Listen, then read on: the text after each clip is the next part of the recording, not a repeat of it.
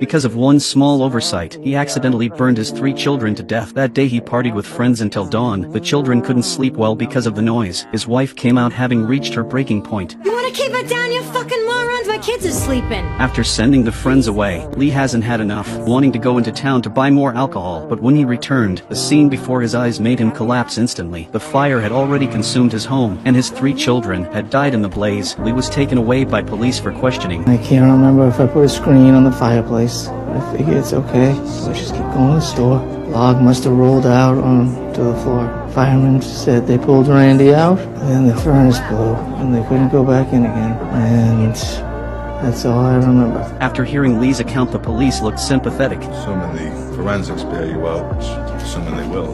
Lee couldn't believe this outcome. He had clearly committed an unforgivable sin. Why hadn't he received any punishment? Like a million other people did last night. Crucify you. It's not a crime to forget to put the screen on the fireplace.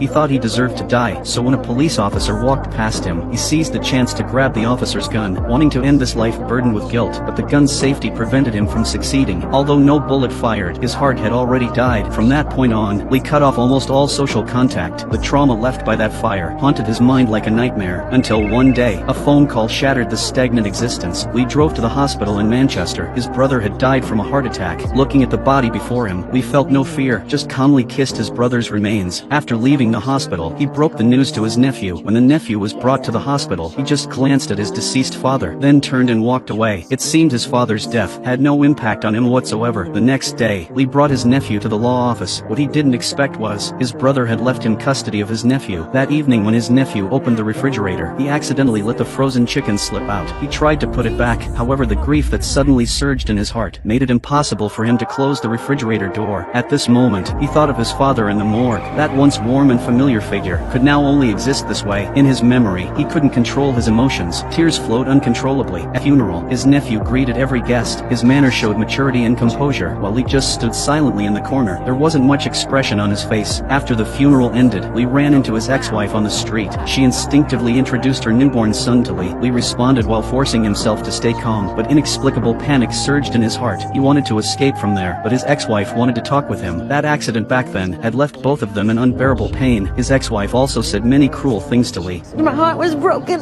'cause it's always gonna be broken. And I know yours is broken.